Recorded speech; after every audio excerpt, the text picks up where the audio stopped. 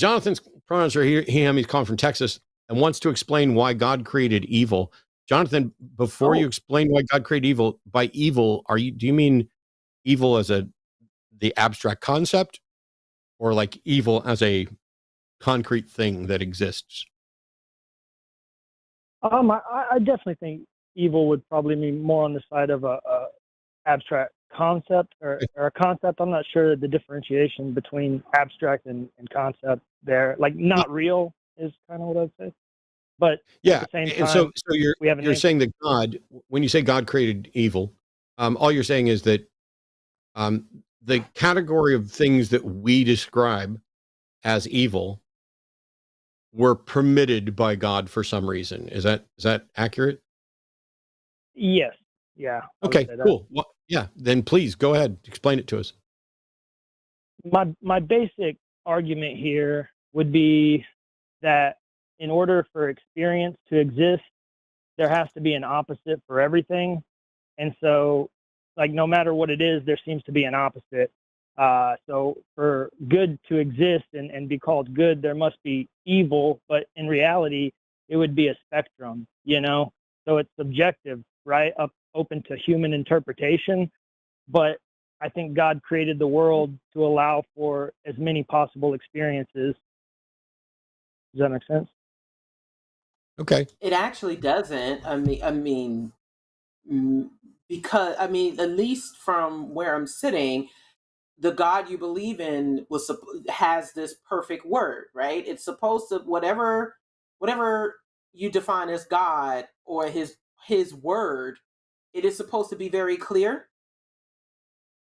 Or maybe not. Imagine Jonathan, I don't even know if Jonathan's we don't even know what religion Jonathan is advocating for. Yeah, what religion are you referring to?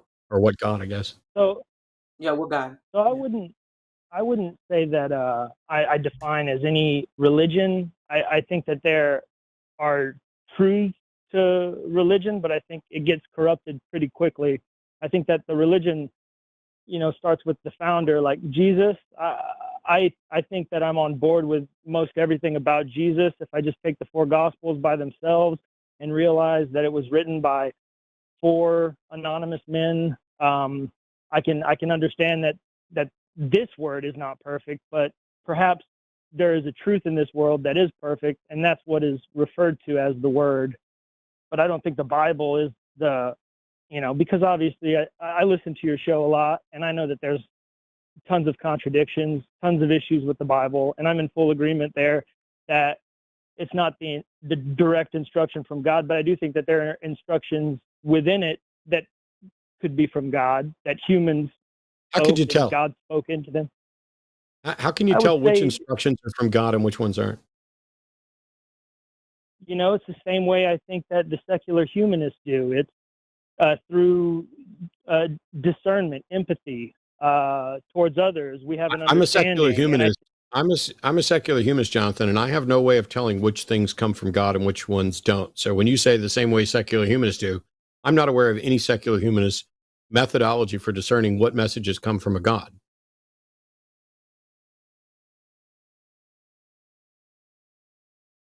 Yeah, well, I wouldn't. Again, God is kind of hard to define. That's not my problem either. I'm not the one advocating for something that's hard to define. It's true. And I wouldn't necessarily say that I'm advocating for everyone to believe in God. I would say that I'm advocating that there can be, enough good that comes from calling whatever source it is God, and following the discernment and the empathy that is within each human being. Whatever source that we can what? see. Like if you can't tell if you can't tell which statements came from a God, how can you tell which things God is the source of? Well, so I guess in the beginning of the call, you'll remember that I said evil also comes from God. So I do think that all of this that we see is God, the appearance, the matter, and that which is behind the matter. So I think it's all God. So that's why I think. Why do you think God there's something created both behind the visions. matter? Why do you think there's something behind the matter? What's in the empty space between the atoms? Isn't it empty? Like, right. I would say, yeah, it's probably, I don't know what to call it. It would be the essence of nothingness. And nothingness doesn't have an essence, and emptiness isn't a thing. So you're looking at emptiness and suggesting that's what a God is? A thing without properties? I would say it would be the original source. So everything comes So from nothing. Yeah, I know. It sounds a bit nonsensical, and that's why I think both atheists and theists, without even calling it anything, they worship it in one way or another. Oh, So whatever fuck it is off, that you're interested Jonathan. in. oh Don't, you no. were doing so good, and now you're going to try and both sides this as if you're in the superior position, both atheists and theists. Look, my position as an atheist is that I'm not convinced that a God exists. If you are convinced that a God exists, it's up to you to demonstrate that. And so far, what you've done is say God is difficult to define and maybe the first nothing that caused things, and you understand that sounds ridiculous. So you don't have a definition or an explanation for God. You believe something that you can't describe or defend, and yet you're going to throw shade at us? Well, I didn't mean to throw shade. But also going back to your original point about God creating evil, what would be, and especially if it's so subject to interpretation, then how do you know how can you say what is evil and what is good? Because what Well, someone, but maybe what someone would consider evil, someone else might consider good. So be considered good. So how are we to determine which one is good and which one is evil? And that God mandated it that way through this supposedly perfect word that seems to be really hard to define.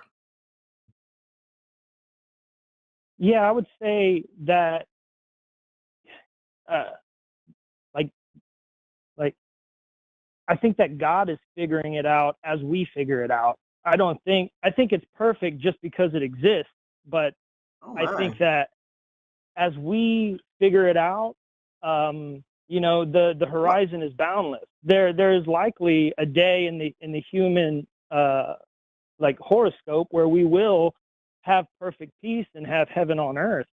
It But starts with each one of us.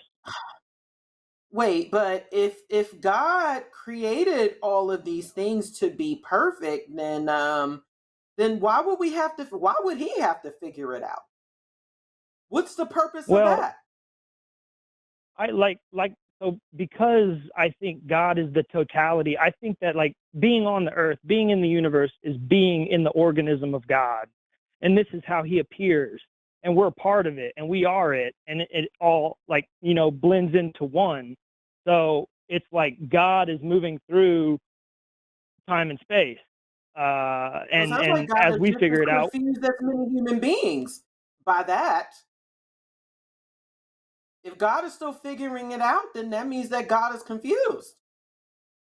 right, because we are confused. But as we But then, figure it out, I mean, it's like evolution. It's the evolution of God.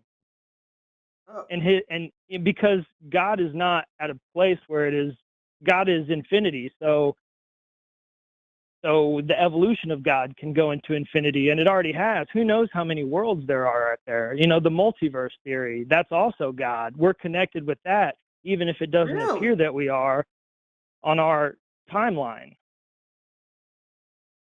Okay, so at what point is God going to define or actually explain what is good and what is evil then?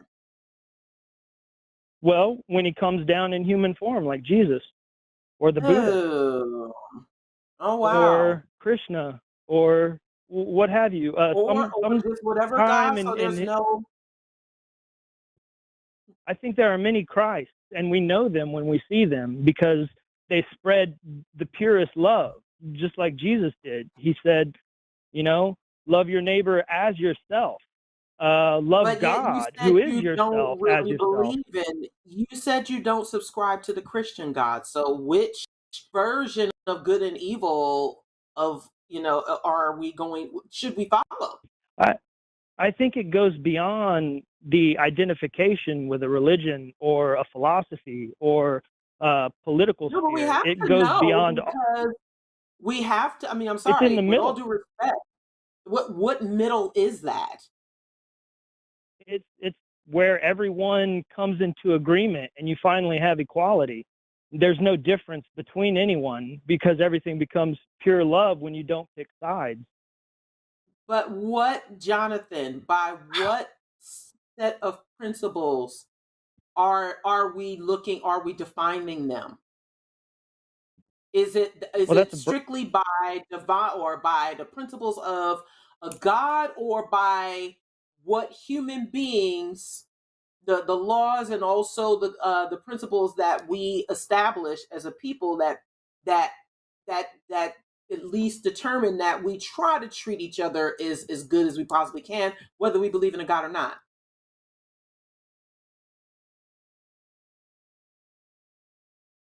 So I didn't really understand if there was a question there for me. No, I have. again, I want to let no. Go Mandisa ahead, get to her Matt. Go point, ahead. but I'm wondering. You keep saying stuff about God. How do you know any of this stuff about God? I think that we can each look within and see the proof ourselves. And I think that the proof is the background of consciousness. You have the thoughts, the feelings, the Jonathan, memories. Jonathan, what is the justification for you saying you know anything at all about God, including that there is a God? It's direct observation within my being. There's Okay, no other I way to don't know. see it. How do you directly observe within your being? Because I can't directly observe within my being. I don't even know what that means, to directly observe within my being. But tell me how to directly observe within my being and what I should look for in order to know God. So I would say it's like the gaps between the atoms. What are the gaps between the thoughts in your consciousness? Nothing. Yes, that's exactly what my point is. That's what God is. Okay, goodbye. In my Goodbye. experience. God is nothing, and so is the point of this Right, call. Goodbye. you're right. That's what I got. That God is nothing. God is a void. God does You, not exist. you, you can't call in. Now, first of all, by the way, that's exactly the sort of call at the start of the show that I said I didn't want.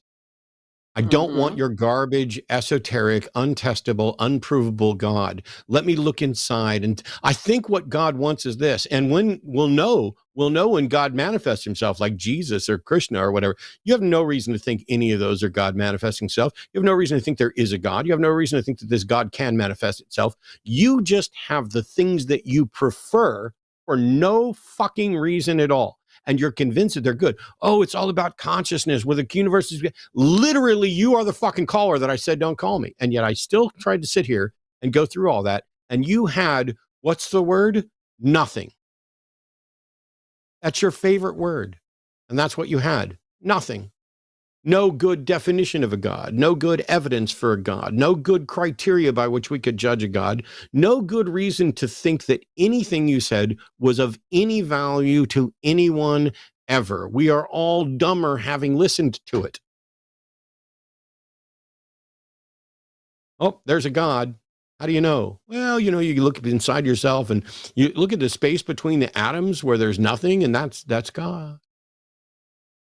Put down the bong, dude. You don't have to call everything God. You don't have to call anything God. So wild to me. I mean, if you had something substantive, cool. It could be like, hey, I know I may not have good enough evidence, but when I look at the world, like for example, when I try to look, what I meant when I said that I was looking inside myself is that I was introspective in a metaphorical sense, looking at the way I think of things. And it baffles me that I can think of things in this way if there's not some governing guidance behind it. That would at least be something we could then discuss. It'd be like, hey, how do we tell the difference between thoughts like that being grounded or rooted in some kind of truth versus thoughts like that just being speculative nonsense. And I'll tell you what, this is how I know I'm not God. Because either I'm not God or I hate myself. Because why would God, if he actually wants to enjoy himself, arrange to have people call in to say nothing? And then when called out on the nothing, suggest that, yes, that's what I mean. Nothing. That's the nothing I mean. As if you said something profound. It's not even a deepity. A deepity is the term that Dan Dennett's daughter, I think, coined for when somebody says something like love is all you need, because to the extent that it's true, it's trivial. And to the extent that it's impressive, it's false. And so, oh yeah, love is all you need. Yeah, no, I need food and other stuff as well. Food and oxygen. As a matter of fact, I can probably survive with food and oxygen and not love. But I get what you mean. And it sounds profound. And so when you start talking about the space between the atoms, that just, dude, what if we're just like a glob of grease that a giant flicked off of its finger and we're all heading towards the floor? Apologies to William S. Burroughs, who said many other things like that much more brilliantly than I'm going to do off the top of my head. That's absolutely me stealing from Burroughs. If you haven't read Burroughs, I wouldn't recommend necessarily starting with Naked Lunch, but it's up there. Hey, what's up? I'm glad you enjoyed that clip of people talking to each other. I'm Jimmy, and this is Eric. And well, we'd really love it if you would support us. Where can they support us, Eric? Where would they do that? I don't know, Jimmy, because I don't have the notes on me right now. This is too long. The outros have to be short. Patreon.com/call the line.